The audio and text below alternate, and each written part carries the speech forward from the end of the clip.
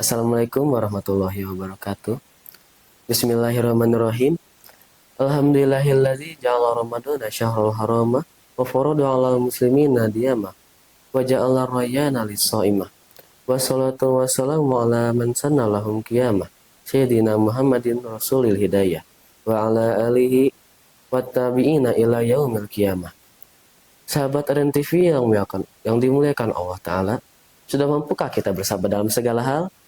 Pada usia muda, kita sering diuji dengan berbagai emosi, seperti mudah marah, tersinggung, kecewa, dan tentunya rasa ingin membalas. Islam sebenarnya gak melarang emosi, namun Islam mengajarkan bagaimana cara untuk mengendalikannya. Dan Rasulullah SAW adalah teladan terbaik dalam bersikap sabar dan penuh kasih. Pada salah satu kisah mengenai Rasulullah SAW, yaitu ketika beliau sedang berdakwah di Taif. Saat sedang berdakwah, beliau malah dihina, dicaci maki, bahkan dilempari dengan batu, sehingga beliau pun terluka sampai berdarah.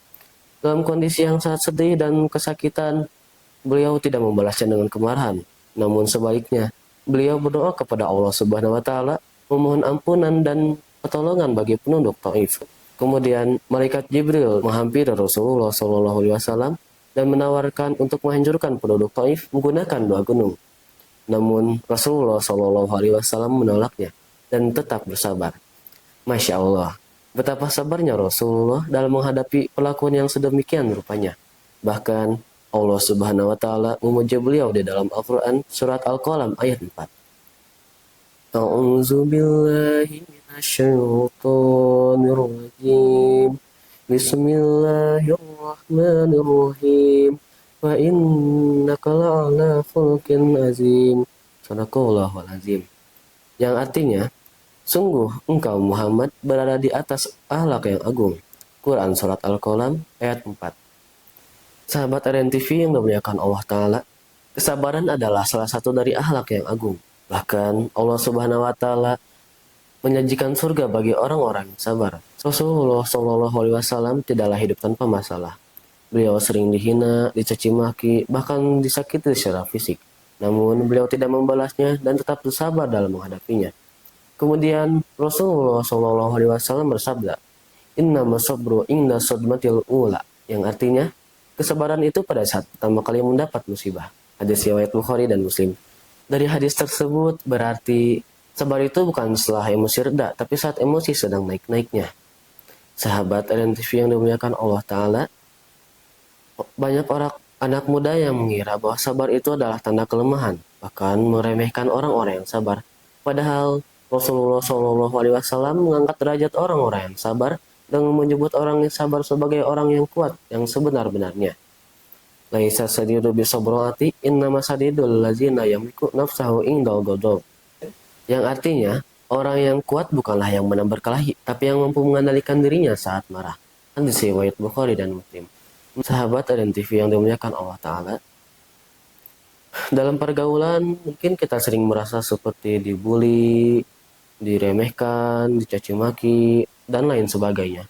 Padahal Rasulullah SAW telah mengajarkan kepada kita untuk menahan diri dan berperilaku yang baik. Dan sebaik-baiknya manusia adalah orang-orang yang menahan amarahnya dan memaafkan kesalahan orang lain. Quran Surat Ali Imran ayat 134. Ayat ini mengajarkan bahwa orang hebat bukanlah yang membalas, tapi yang selalu bisa memaafkan kesalahan orang lain. Sabar layaknya hadiah terbaik dari Allah Subhanahu wa Ta'ala bagi orang-orang yang telah diberikan tempat di surga. Sebab sabar adalah salah satu kunci kesuksesan di dunia dan di akhirat. Dan orang yang sabar adalah yang paling beruntung di akhirat kelak. Berusaha untuk sabar tidaklah mudah. Sebab seringkali saat kita sedang merasa marah, tidak pernah terpikirkan oleh kita untuk berusaha bersabar. Namun yang terpikirkan hanyalah rasa ingin membalas dan ingin melihat orang tersebut tersakiti seperti kita. Rasulullah SAW bersabda, "Tidak ada pemberian yang lebih baik daripada kesabaran." Hadis riwayat Bukhari. Dari hadis tersebut dapat kita ketahui bahwa kalaulah kita mempunyai sifat penyabar, berarti kita sudah mempunyai modal yang sangat besar untuk sukses di dunia dan di akhirat. Rasulullah SAW telah mengajarkan kepada kita berbagai cara untuk mengendalikan diri kita saat sedang marah. Di antaranya diam ketika marah, mengubah posisi tubuh menjadi lebih santai seperti duduk atau berbaring, terus berzikir kepada Allah Subhanahu wa taala serta menahan lisan agar tidak mengeluarkan kalimat-kalimat yang buruk.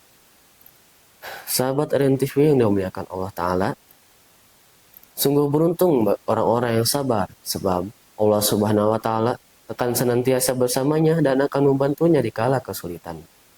Dan Allah Subhanahu wa taala bersabda di dalam Al-Qur'an surat Al-Ankabut ayat 58 sampai 59 yang artinya, sungguh kami akan beri mereka tempat di surga yang mengalir di bawahnya sungai-sungai dan mereka kekal di dalamnya.